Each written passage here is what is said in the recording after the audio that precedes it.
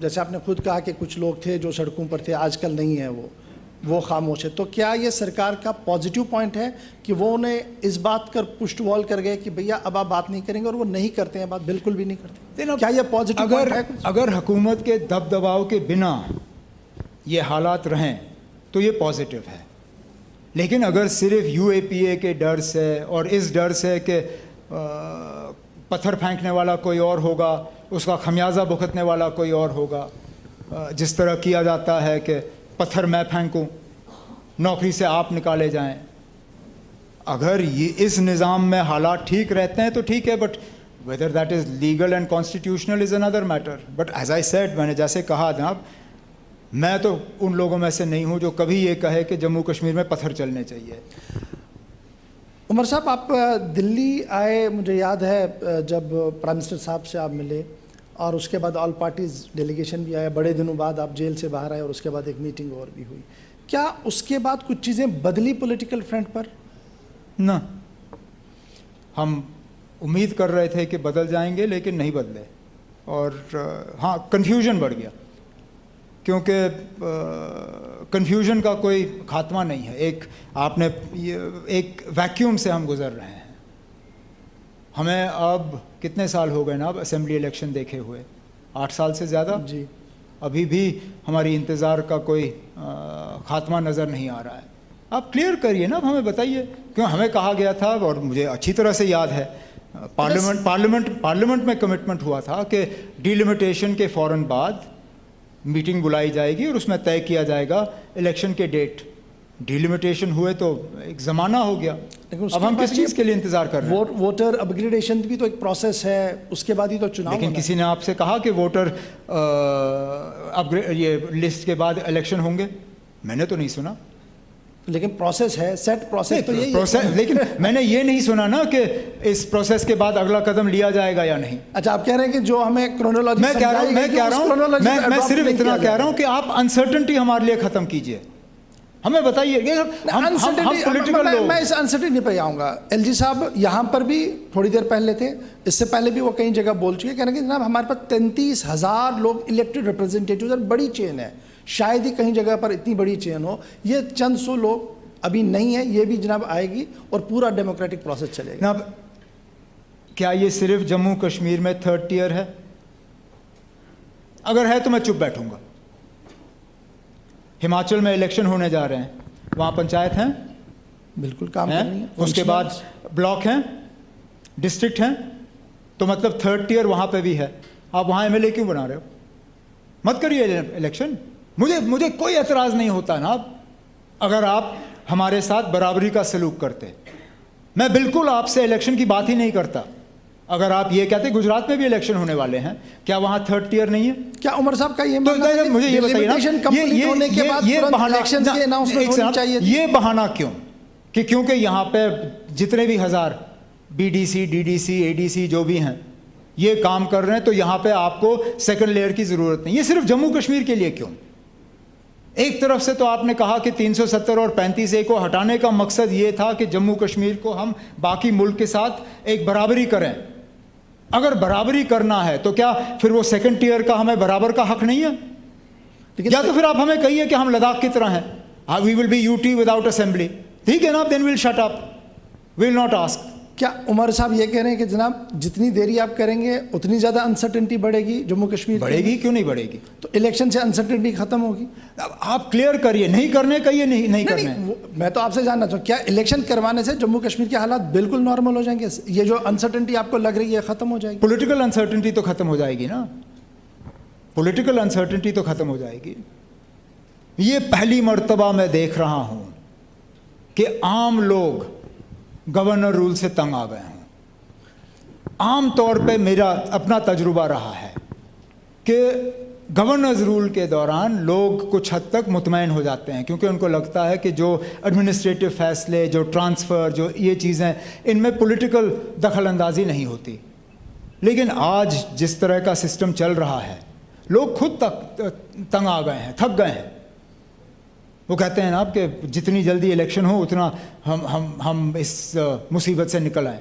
और ये मैं सिर्फ कश्मीर की बात नहीं कर रहा हूँ, जम्मू में भी अक्सर बेशतर लोग इसी इंतज़ार में हैं कि कब उनके चुने हुए नुमाइंदे आएंगे, उनकी अपनी हुकूमत होगी, वो हुकूमत को जवाबदेह फिर बनाएंगे। उमर साहब, मुझे याद है आपके भी कुछ स्टेटमेंट्स थे, पार्टी के आपके टॉप लीडर्स भी कह रहे थे कि जनाब ये असेंबलियाँ बनेंगी भी, इलेक्शंस भी होंगे, लेकिन हमारे हाथ तो खाली रहेंगे, हम कुछ नहीं कर पाएंगे क्योंकि हमारी मैंने तो नहीं कहा सर। आपकी पार्टी के स्टेटमेंट्स है सर, चेक ऑन कीजिए। किसने कहा? मुस्तफा कमाल साहब कह रहे हैं। आपको एक मिसाल मिलता है जनरल पूरी सेक्रेटरी पार्टी साहब हैं, नहीं ना, वो जनरल सेक्रेटरी नहीं है, वो जनरल सेक्रेटरी नहीं है ना उनको इलेक्शन लड़ना है, उनको इससे गम ही नहीं है, वो छोड़ दीजिए ना, हमें मालूम है। चलिए, ये तो मैं मान के चलूँगा कि जब तक हम यूटी हैं, जितना हमारे पास पावर होना चाहिए नहीं होगा, लेकिन चलिए रुपए में से 10 पैसे काम कर लेंगे उस तक टाइम तक। अब ज़रा जम्मू कश्मीर की पॉलिटिक्स की भी मैं बात करूंगा, चूंकि अब PhD भी एक फैक्टर है, यहाँ से आज़ाद साहब भी एक फैक्टर उभर कर सामने आ रहे हैं, तो कहाँ पर आप किसको देख रहे हैं? वो तो लोग फैसला करेंगे। आपका point of view as a political commentator. मैं कभी भी मैंने पॉलिटिक्स में वोटर को फॉर ग्रांटेड नहीं लिया है। मैं यहाँ बैठ के ये तय करूँ कि जम्मू कश्मीर का वोटर किस तरफ अपना रुख करेगा, मुझे लगता है ये जम्मू कश्मीर के वोटरों के साथ एक बहुत नाइंसाफ़ी होगी। कैंपेन हो जाए, इलेक्शन हो जाए, सब पार्टियां जो हैं खुल के अपना मौक़िफ़ लोगों के सामने रखें और लोगों को फैसला करने दीजिए। लेकिन उसमें भी हमें एक लेवल प्लेइंग ग्राउंड चाहिए। आज वो भी नहीं मिल रहा, इसलिए हम कहते हैं ना, अगर जल्द से जल्द ये सारा निज़ाम अंडर इलेक्शन कमीशन आ जाए तो एक लेवल प्लेइंग फील्ड मिले। यहाँ कोई लेवल प्लेइंग फील्ड नहीं है ना, यहाँ उन लोगों की मुझे अपना पॉइंट ख़त्म करने दीजिए। यहाँ उन लोगों को पॉलिटिक्स करने की इजाज़त है जो बीजेपी के साथ हैं या बीजेपी के बहुत करीब हैं। जो लोग इस गवर्नमेंट की या बीजेपी की मुखालफत करते हैं, उनका हाल मुझसे पूछिए ना। मेरे साथियों को हफ्ते में एक दिन मुश्किल से अपने इलाके में जाने की इजाज़त दी जाती है, बाकी टाइम पुलिस वाले उनको अपने घरों से निकलने नहीं देते। ये हाल है यहाँ, मतलब सिक्योरिटी का इंतज़ाम जो है वो पॉलिटिकल बुनियाद पे होता है। मैं मिसाल दूंगा, एक हमारी पार्टी की एक लेडी महिला साथी थी, कुछ वक्त तक वो हमारे साथ थी, बहुत चाहती थी कि उसको एक PSO मिले, बहुत चाहती थी ना। मुझे कहीं जम्मू की थी, मुझे एक PSO दिलवा दीजिए, मैं नहीं दिलवा सका। मैं जिनके छीने गए उनको नहीं दिलवा सका तो इनको क्या दिलवा देता, नहीं दिलवा सका उनको मैं PSO। जिस दिन सुबह वो हमारी पार्टी छोड़ के बीजेपी के स्टेज पे खड़े हुए, उसी दिन शाम को घर के बाहर गार्ड भी लगा, 4 PSO भी लगे, और जब वो जम्मू शहर से बाहर जाती हैं तो एस्कॉर्ट भी लग जाता है। आपका कहने तो कहने का मतलब मेरा ये कि जब तक आप बीजेपी की मुखालफत करते रहोगे, आपकी ज़िंदगी की कोई कदर नहीं, आपकी सिक्योरिटी का कोई कदर नहीं, कुछ नहीं। जिस दिन आप बीजेपी के साथ जाओगे, सारा कुछ आपको मिल जाएगा। अच्छा उमर साहब, मैं ज़रा ट्रांसपेरेंसी पर आऊँगा, क्योंकि LG साहब भी थोड़ी देर पहले बता रहे थे कि आज वो दिन नहीं है जी कुछ घरों को फ़ायदा मिलेगा या कुछ लोग दुकानें खोलकर नौकरियां बांटेंगे। हमने जहां पर भी इंक्वायरी की, कुछ लगा तो हमने लिस्ट को कैंसिल किया। ये हमारी ट्रांसपेरेंसी की लेवल। अब हम ऑनलाइन सब कुछ चला रहे हैं जी, और जहाँ पर दर्जनों दिन लगते थे फाइलों को चलने में, वहाँ सबको पता लगता है कि मेरा ऑनलाइन काम कहाँ पर पहुँचा है। अब हमें तो हुकूमत छोड़े हुए काफ़ी साल हो गए, बताइए ना अब कहाँ पे हमने रिक्रूटमेंट में धांधली की। हमें लिस्ट कैंसिल करने की ज़रूरत ही नहीं पड़ी, क्योंकि हमने ट्रांसपेरेंट तरीक़ों से लिस्ट बनाए, लोगों के सामने रखे, कहीं पे उस पर उंगली नहीं उठी। सत्यपाल मलिक साहब तो आज भी सवाल उठा रहे हैं। सत्यपाल मलिक साहब तो आज मोदी साहब को नहीं छोड़ते, तो मेरी तो बात ही नहीं है। अब मैं ये बात करता नहीं, लेकिन अब आप सत्यपाल मलिक साहब के बयान देखिए, जो कहाँ बैठे हैं, मिज़ोरम, मणिपुर, कहीं वो नागालैंड, कहीं पे हैं वो गवर्नर। सबसे ज़्यादा आज अगर वो किसी को निशाना बनाते हैं तो हमारे प्रधानमंत्री को बनाते हैं। वो कहते हैं कि इस गवर्नमेंट से ज़्यादा किसान विरोधी गवर्नमेंट कोई हो ही नहीं सकता। और ये राजभवन में बैठे हैं, गवर्नर साहब बैठे हैं, वो कहते हैं कि इस गवर्नमेंट से ज़्यादा कोई किसान विरोधी गवर्नमेंट हो नहीं सकता। तो मैं कौन सी चीज़ हूँ ना, मेरे खिलाफ तो वो तो कहीं अलग स्टैंड है ना। ये नाइंसाफी है। जब वो मेरे खिलाफ कहते हैं तो आप कहते हो ना सत्यपाल मलिक को देखो,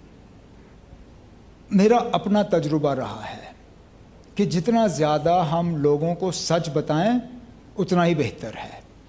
जितना हमसे हो सकता है उतना ही हम कहें, उससे ज़्यादा नहीं। आज आदत ये हो गई है, और शायद इसलिए क्योंकि यहाँ अब ज़्यादा मुखालफत गवर्नमेंट की अखबारों में और इन जगहों पे होती नहीं है, तो ये अपने पोस्टर और बैनर को ही सच समझना शुरू कर जाते हैं। ग्राउंड पे हुकूमत का वो असर रसूख आज दिख नहीं रहा है जितना इनको लग रहा है। और मुझे पता ना, मैं अब हवाई दौरे नहीं करता हूँ, मैं ग्राउंड के ज़रिए दौरे, वो ज़माना था जब मैं ऊपर से देखता था और मुझे भी लगता था सारा कुछ बहुत अच्छा है, ऑल इज़ वेल।